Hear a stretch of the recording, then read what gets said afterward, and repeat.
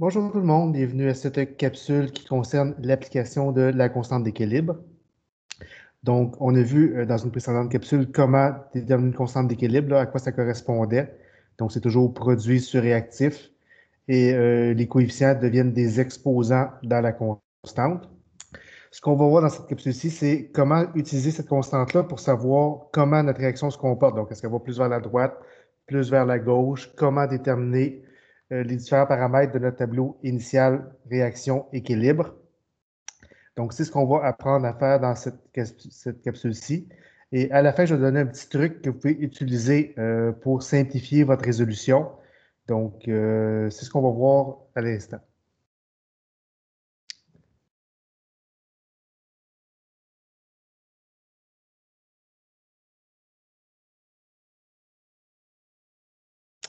Donc, on est toujours dans le chapitre 4 concernant l'équilibre chimique. Donc, section 4.5 s'intitule Application de la constante d'équilibre. Donc, à quoi nous sert la constante d'équilibre? Elle nous permet de nous dire si la réaction a tendance à aller plus vers la droite ou a tendance à aller plus vers la gauche. Ça ne veut pas dire qu'elle va toujours vers la droite ou toujours vers la gauche, mais la constante nous informe sur la tendance naturelle de la réaction à aller dans un sens ou dans l'autre. Donc, voici quelques exemples. Donc, j'ai simplifié, là, c'est une réaction fictive. Là. Imaginez que vous avez vos réactifs à gauche, vos produits à droite. On se rappelle que la constante, c'est toujours les produits sur les réactifs. Donc, dans ce cas-ci, il n'y a pas de coefficient, mais si jamais il y a eu des chiffres, bon, on les mettrait en exposant. Donc, si vous avez plusieurs produits, vous multipliez vos produits ensemble avec les exposants. Si vous avez plusieurs réactifs, vous multipliez vos réactifs ensemble avec les exposants.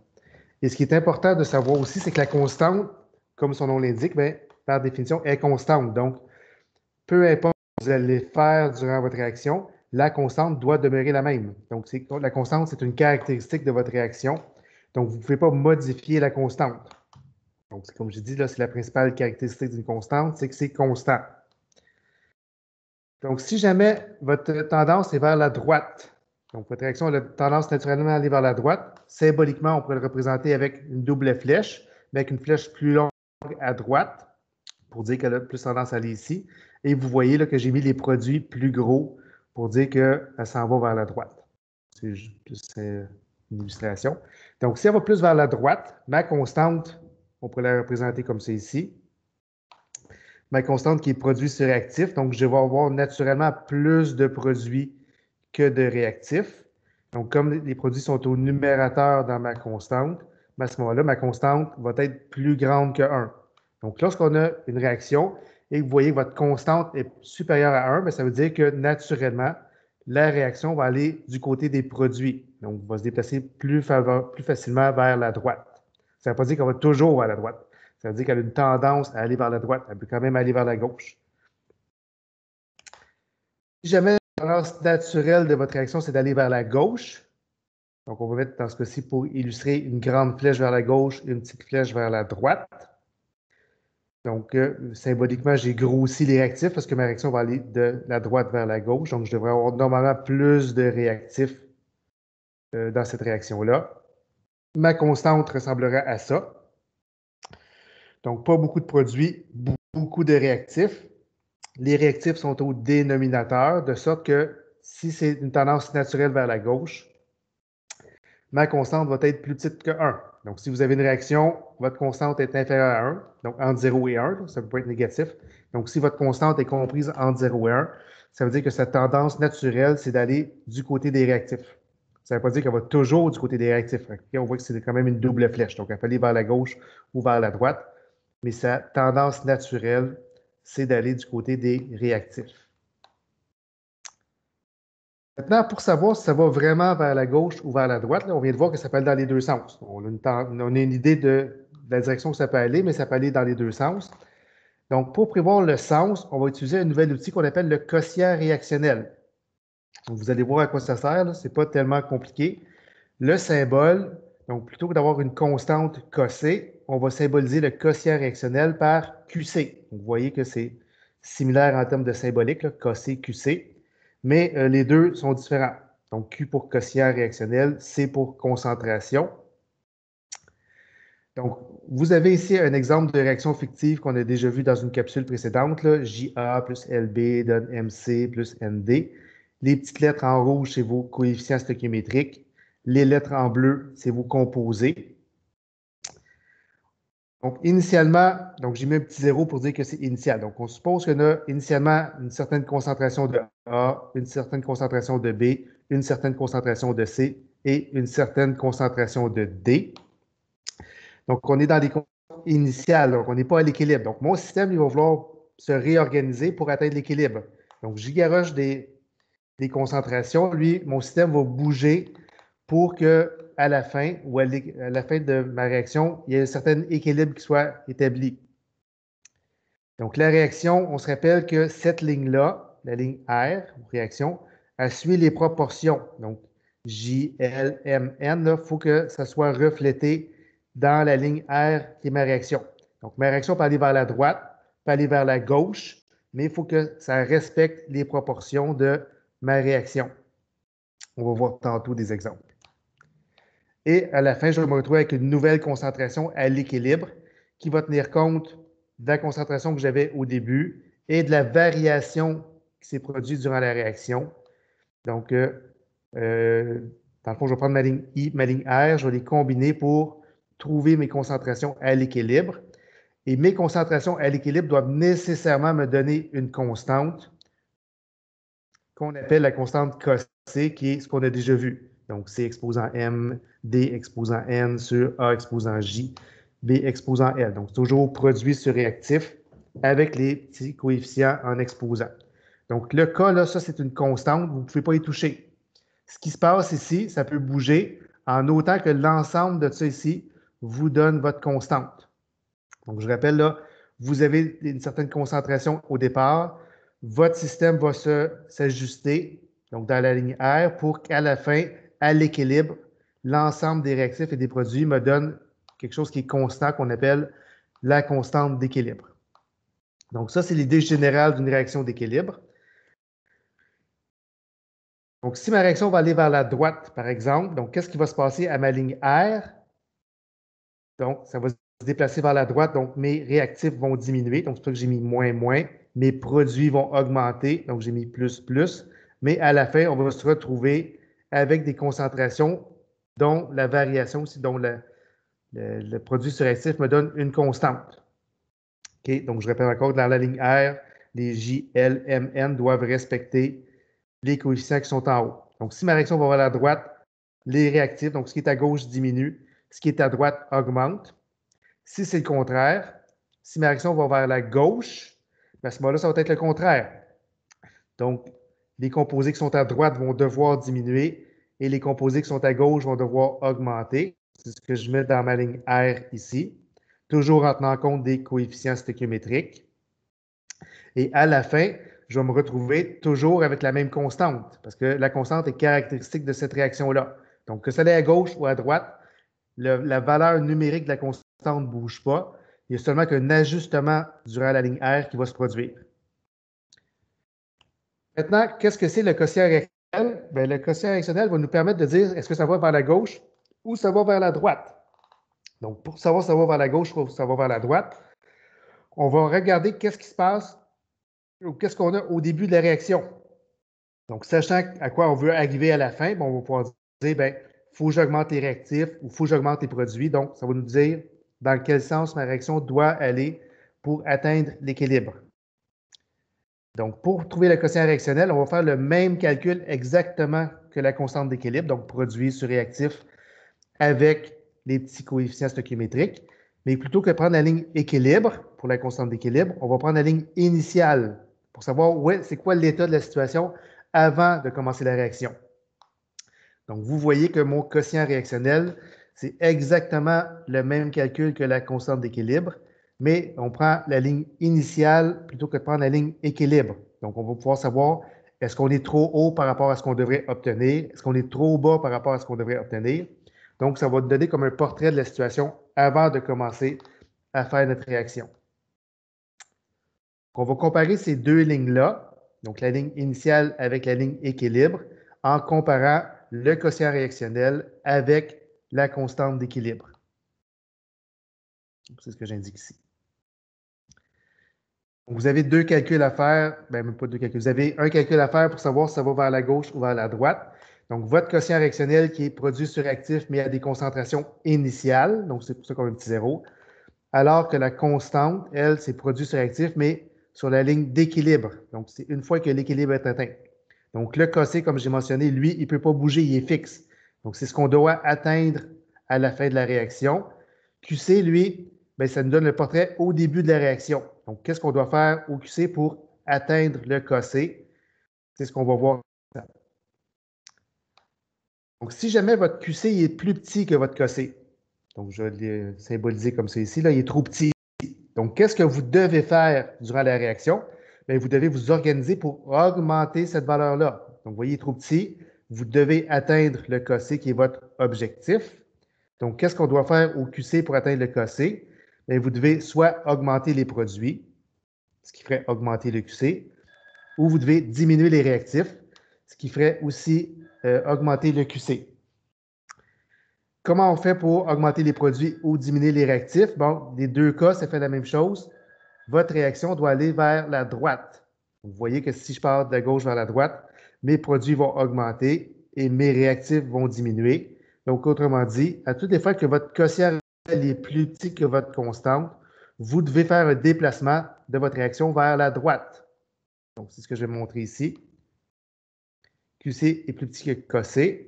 On s'en va vers la droite. Donc, qu'est-ce qui va se passer sur la ligne de la réaction? Vos réactifs vont diminuer, vos produits vont augmenter et on va se retrouver avec des concentrations à l'équilibre qui va être, dans ce cas-ci, A moins JX, B moins LX, C plus NX et D plus NX qui vont vous donner vos concentrations à l'équilibre. Si jamais c'est le contraire, donc si jamais votre QC est trop grand par rapport à votre cossé, donc je l'ai illustré ici, donc qu'est-ce que vous devez faire? Donc, durant votre réaction, vous devez vous organiser pour atteindre votre objectif qui est votre cossé. Donc, vous devez diminuer le quotient réactionnel pour atteindre votre objectif qui est une constante, qui elle ne peut pas bouger. Donc, pour diminuer le QC, qu'est-ce que vous pouvez faire? Vous pouvez faire deux choses. Vous pouvez soit diminuer les produits. Donc, vous voyez que si je diminue le produit, bien, le QC va diminuer. Ou vous pouvez augmenter les réactifs, ce qui va faire aussi diminuer votre quotient réactionnel. Dans une réaction, comment on fait pour diminuer les produits ou augmenter les réactifs? Bien, on va vers la gauche. Donc, vous voyez que si je m'en vais à la gauche, les produits vont diminuer, les réactifs vont augmenter, de sorte que mon quotient réactionnel va se mettre à diminuer. Donc, vous avez un exemple ici. Donc, je reprends la même réaction. Donc, mon quotient est trop grand, je dois le diminuer, donc je m'en vais vers la gauche, comme c'est ici. Qu'est-ce qui va se passer sur ma ligne R? Bien, mes composés qui sont à gauche vont se mettre à augmenter, donc plus JX plus LX, et mes composés qui sont à droite vont diminuer, moins MX plus moins NX. Et je vais me retrouver avec des concentrations à l'équilibre qui vont être A0 plus JX, B0 plus LX, C0 moins MX et D0 moins NX. Donc, vous voyez que à la fin, je vais me retrouver avec des chiffres ici qui vont me permettre de trouver ma constante. Donc, on va faire un premier exemple plus numérique. Vous avez une réaction quelconque, H2 gazeux plus F2 gazeux donne 2HF gazeux. Toujours important de balancer votre réaction avant de commencer. Là. Donc, je ne le mentionnerai pas à chaque fois, là, mais il faut toujours balancer vos réactions. Sinon, c'est sûr que vous n'obtiendrez pas des bons résultats. Donc, vous avez des concentrations initiales de 2 mols par litre, 2 mols par litre, 2 mols par litre. On vous donne votre constante, donc votre objectif à atteindre à la fin de la réaction qui est de 115.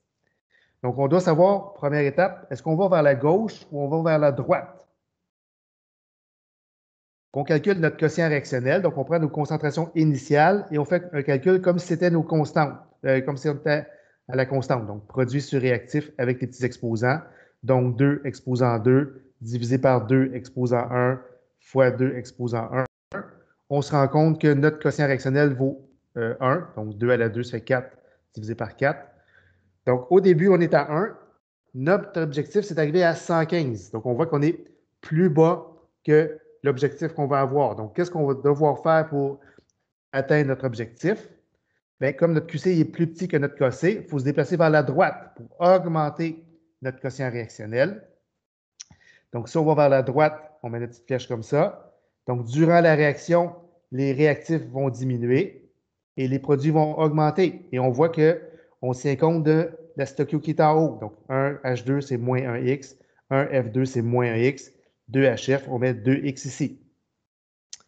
À l'équilibre, ben, ça va être la différence ou en fond, la combinaison de initiale et réaction. Donc, on va se retrouver avec 2 moins X, 2 moins X et 2 plus 2X. Donc, on voit que notre quotient réactionnel nous a permis de déterminer dans quel sens la réaction va aller. L'objectif, c'est d'atteindre notre constante, qui est 115. On a des concentrations avec des variables à l'équilibre. On sert toujours de la ligne E pour trouver notre constante. Donc, notre constante qui est produit sur réactif. Donc, ça va être 2 plus 2x exposant 2 divisé par 2 moins x exposant 1 et 2 moins x exposant 1. Rendu là, ce n'est plus un problème de chimie, c'est rendu un problème d'algèbre, en espérant que vous soyez bon en algèbre. Donc, on remplace notre cossé par sa valeur qui est 115. Ensuite, on fait de la résolution mathématique. Donc, on peut faire 2 plus 2x à la 2 et 2 moins x fois 2 moins x. Donc, je le fais rapidement. Là. Vous pourrez vous pratiquer à le faire par vous-même. Donc, 2 plus 2x à la 2, ça fait 4 plus 8x plus 4x carré. 2 moins x fois 2 moins x, ça donne 4 moins 4x plus x carré. On prend le dénominateur, on l'envoie de l'autre côté. Donc, on est rendu comme ça ici. Donc, si jamais je le trouve vite, n'hésitez pas à peser sur pause et prendre ça en note.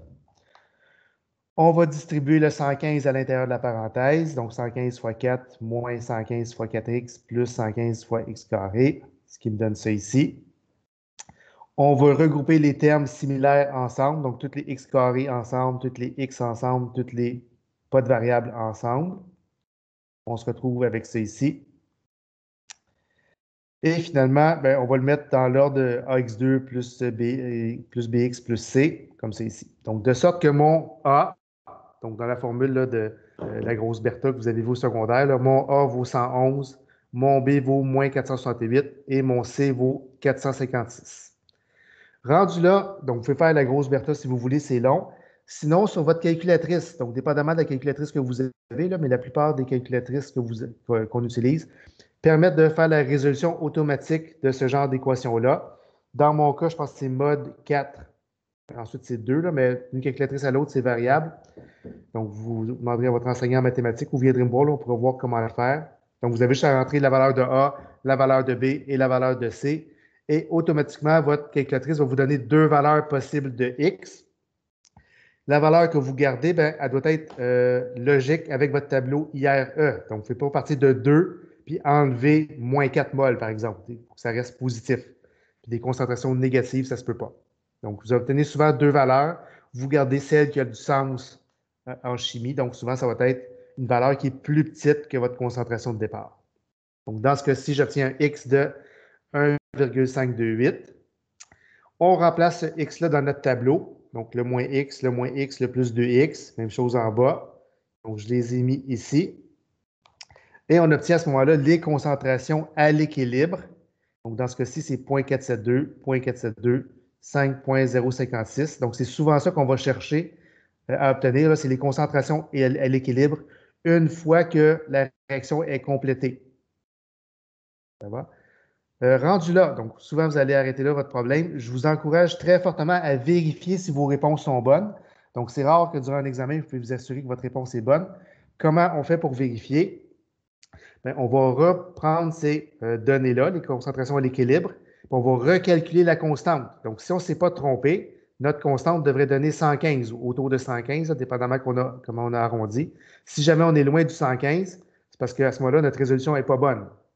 Donc, on reprend les valeurs. Donc, HF au carré divisé par H2 fois F2, donc 5.056 à la 2 divisé par 0.472 fois 0.472.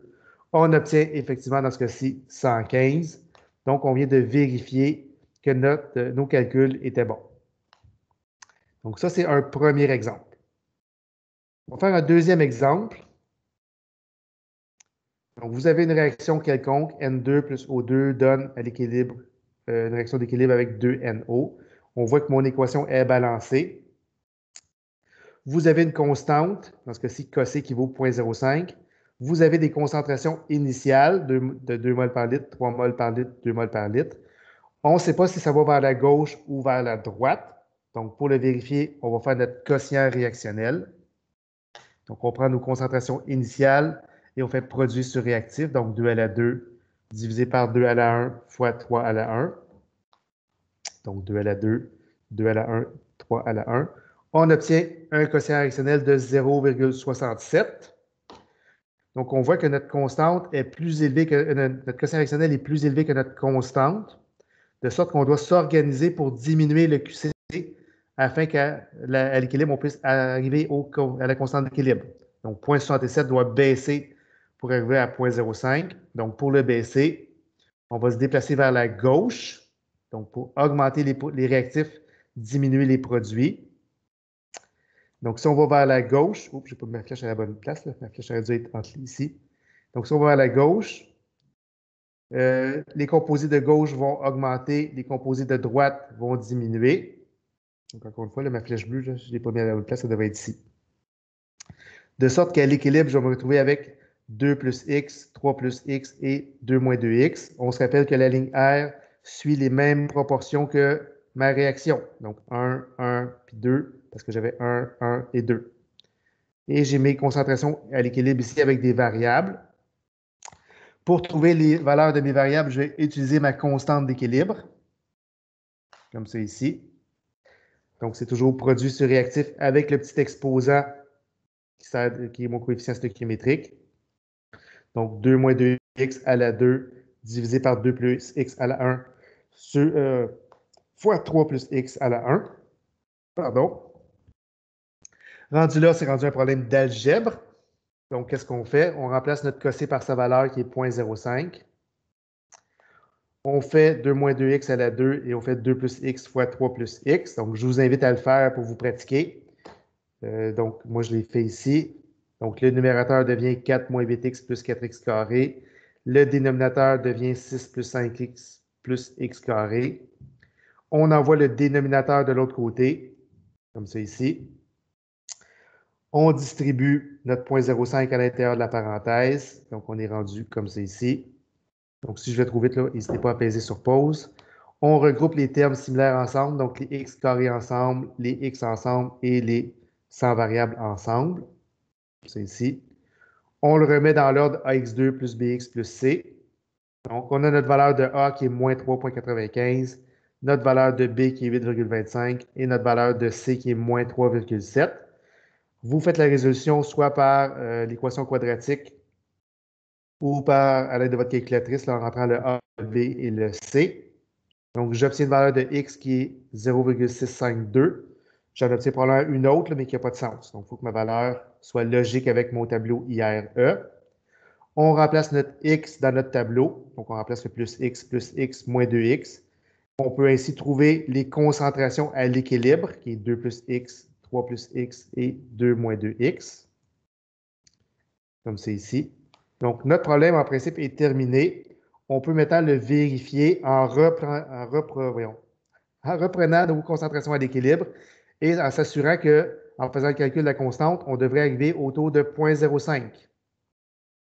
Donc, si je le fais, donc produit sur réactif en tenant compte des coefficients stoichiométriques, donc 0,696 à la 2 divisé par 2,652 fois 3,652. Si on fait le calcul, on obtient effectivement 0,05, ce qui confirme que nos calculs sont bons.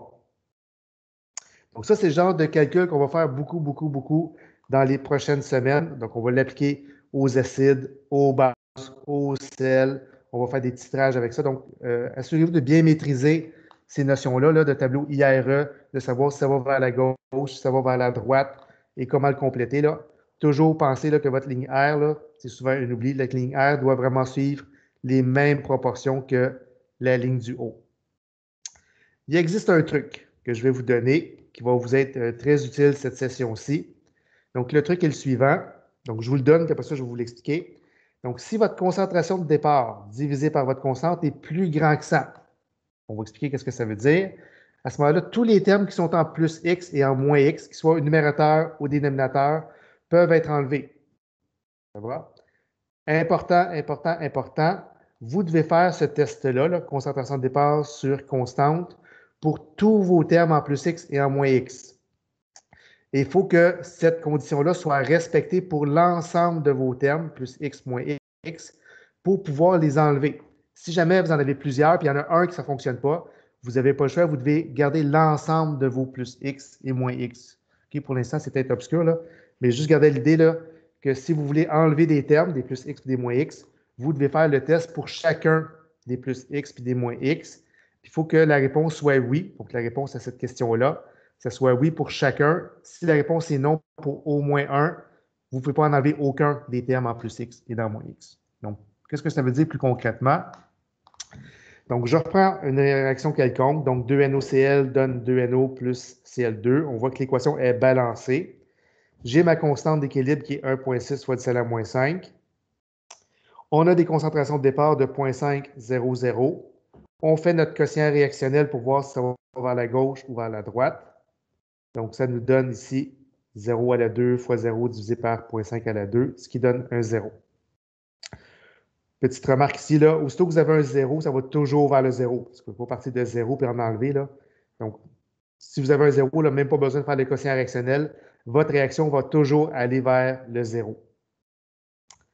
Donc, ma réaction, mon quotient est de 0, qui est plus petit que ma constante. Donc, si vous n'êtes pas certain, 1,6 fois 10 à la moins 5, c'est plus grand que 0.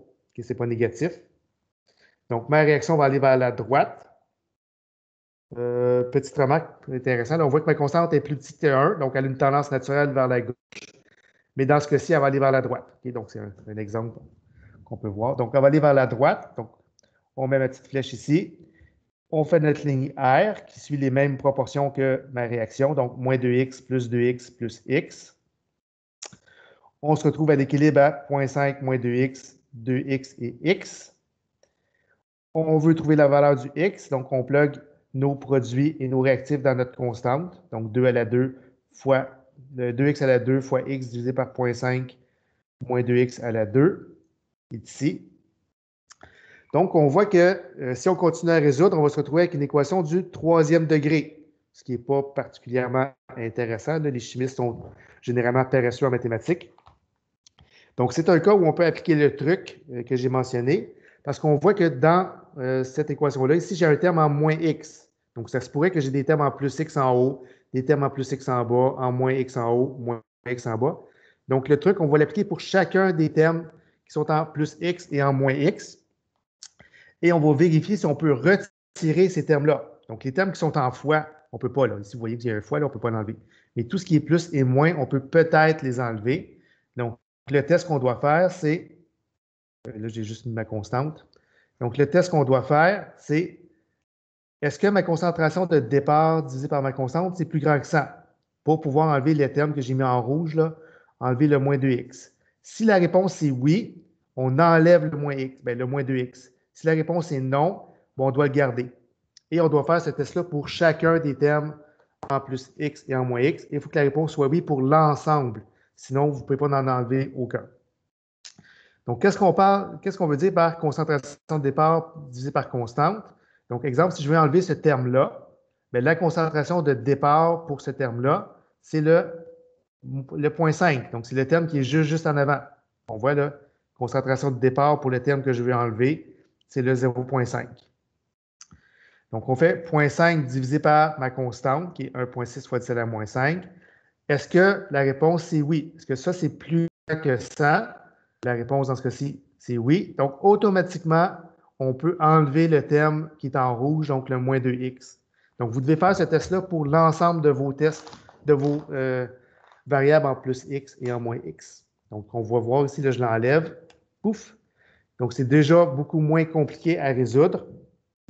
On envoie le 0,5 au carré de l'autre côté. On divise par 4. On fait la racine cubique. Donc, là, j'ai été rapidement, là.